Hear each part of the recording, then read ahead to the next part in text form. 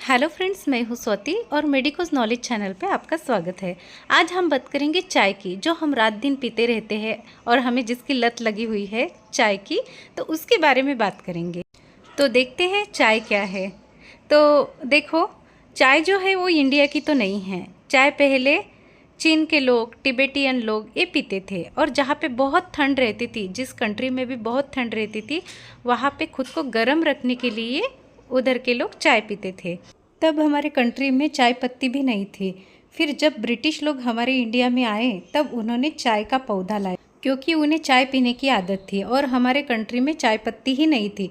तब उन्होंने केरला जैसे पहाड़ों पे चाय पत्ती लगाई, और वो भी इसलिए क्योंकि उनको उधर बहुत ठंड थी, उनको पीने की आदत थी, और इधर हमारे इंडिया में चाय का पौधा भी नहीं था, इसलिए उन्होंने उधर से चाय का पौधा लाया उनके कंट्री से।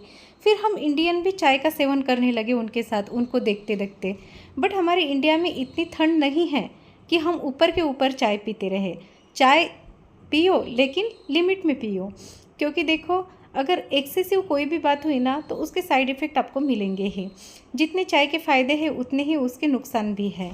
यानी देखो, अभी उधर के लोग जो पीते हैं उनकी बात अलग है, उधर बहुत ठंड है, फिर भी ठंड रहो या गर्म रहो, फिर भी ज़्यादा चाय पीना अच्छी बात नहीं। कोई भी चीज़ का सेवन करने में लिमिटेशन होती है, लेकिन हमारे इंडिया में आप देखो, ऊपर के ऊपर आपको लोग चाय पीते दिखेंगे, और हमारी कंट्री बहुत गर्म है, तो इसलिए ऊपर के ऊपर चाय मत पियो। जितना हो सके उतना लिमिटेशन में पियो, क्योंकि उसके नुकसान भी है। चाहे मौसम ठंडा हो या गर्म, एक्सेसिव सेवन करने से क्या होता है, नुकसान ही होता है। चाय से हमें होने वाले फ़ायदे और नुकसान दोनों की भी बात हम यहाँ पे अभी आज करेंगे। सबसे पहले तो मैं उसके फ़ायदे बताऊँगी, चाय पीने के फ़ायदे क्या है। देखो, चाय पत्ती जो है उसमें क्या होता है, एक एंटीऑक्सीडेंट रहता है, पॉलीफेनॉल, और ये एंटीऑक्सीडेंट हमारे सेहत के लिए बहुत अच्छा होता है। यानी चाय पत्ती से जैसे डायबिटीज़, इन्फ्लामेशन, मोटापा भी कम हो सकता है। यानी पॉलीफेनॉल्स जो ग्रुप रहता है एंटीऑक्सीडेंट का, वो बहुत अच्छा रहता है। पॉलीफेनॉल्स के साथ साथ दूसरा भी एक एंटीऑक्सीडेंट चाय पत्ती में रहता है, जैसे दूसरा जो है उसे फ्लेवोनॉइड्स कहते हैं, और ये भी एक एंटीऑक्सीडेंट है। वो भी हार्ट के हेल्थ के लिए बहुत अच्छा रहता है, हार्ट को अच्छा रखता है, इम्प्रूव करता है हार्ट सिस्टम को। तो फ्लेवोनॉइड्स जो है ब्लैक टी के अलावा vegetables, fruits, red wine and dark chocolate में भी पाया जाता है फ्लेवोनॉइड्स, एंटीऑक्सीडेंट।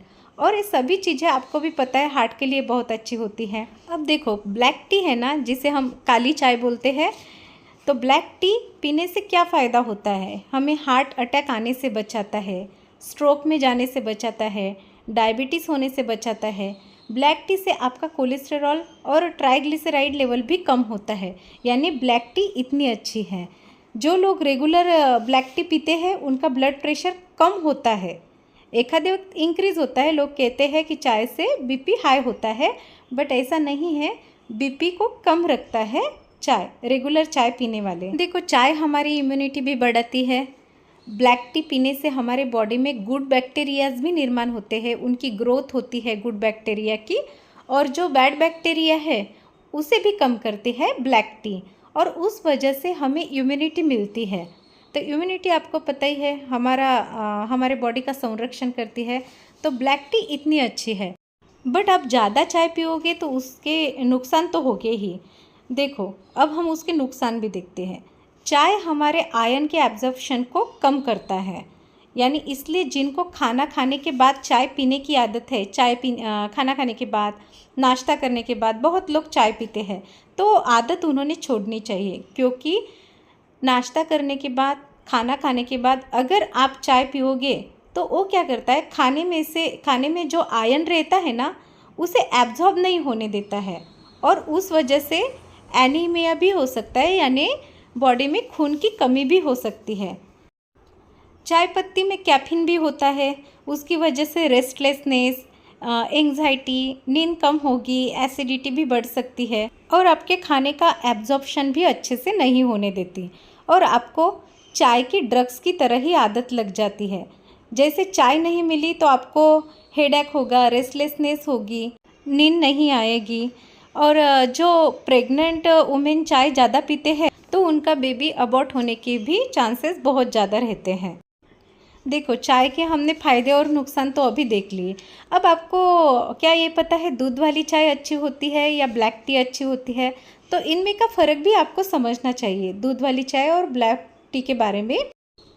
देखो, दूध वाली चाय जो रहती है उससे 10 गुना ब्लैक टी अच्छी होती है, क्योंकि देखो चाय पत्ती के पहले ही मैंने आपको फ़ायदे बताए, उसमें एंटीऑक्सीडेंट रहता है और कितने फ़ायदे होते हैं ये भी बताए। जब आप ब्लैक टी में दूध डालते हो ना, तो उसमें क्या होता है, जो एंटीऑक्सीडेंट रहता है पॉलीफेनॉल्स एंड फ्लेवोनॉइड्स, ये एंटीऑक्सीडेंट डिक्रीज़ हो जाते हैं। तो वही तो एंटीऑक्सीडेंट आपके बॉडी के लिए अच्छे होते हैं, जो आपको डायबिटीज़ से बचाते हैं, हार्ट डिसीज़ से बचाते हैं, मोटापा कम करते हैं। तो जब आप दूध डालोगे तो एंटीऑक्सीडेंट तो डिक्रीज़ ही हो जाएंगे, तो उसके कुछ फ़ायदे ही नहीं रहेंगे आप दूध डालोगे तो ब्लैक टी बहुत अच्छी होती है। फिर भी आपको दूध वाली चाय पीना ही बहुत अच्छा लगता हो, तो आप कैसे पियो दूध वाली चाय, आपको कैसे पीना पड़ेगा। अगर दूध वाली चाय आप उबाल रहे हो तो उसको बहुत देर तक उबालने दो, क्योंकि बहुत देर तक अगर आप उबालोगे तो उसमें एंटीऑक्सीडेंट इंक्रीज़ हो जाएंगे चाय पत्ती में के। तो दूध वाली चाय ज़्यादा उबाल के पियो।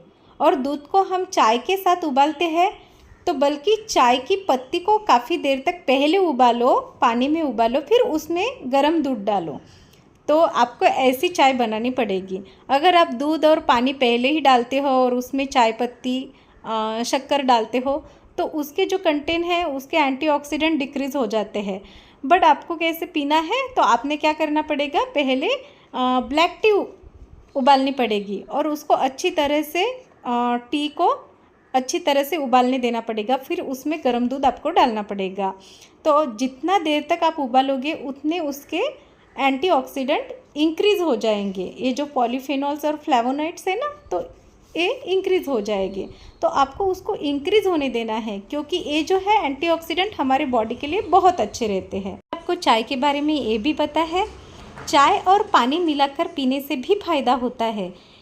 जिनको दस्त लगी है, जिनका पेट बहुत दुख रहा है, तो उन्होंने क्या करना चाहिए, आधा कप चाय और आधा कप पानी मिलाने से और एक साथ जल्दी से पीने से क्या होता है, उनको आराम मिलता है, उनकी दस्त भी रुक जाती है और जिनका पेट बहुत दुख रहा है उनका पेट भी दुखना बंद होता है। आप एक बार ट्राई करके देखना, आधी चाय और आधा पानी मिलाकर एक साथ पियो। जब आपको दस्त लगेगी या पेट दुखेगा तब आपको रिलीफ भी मिलेगा। यानी चाय और पानी मिलाकर पीने से ये भी फ़ायदा होता है।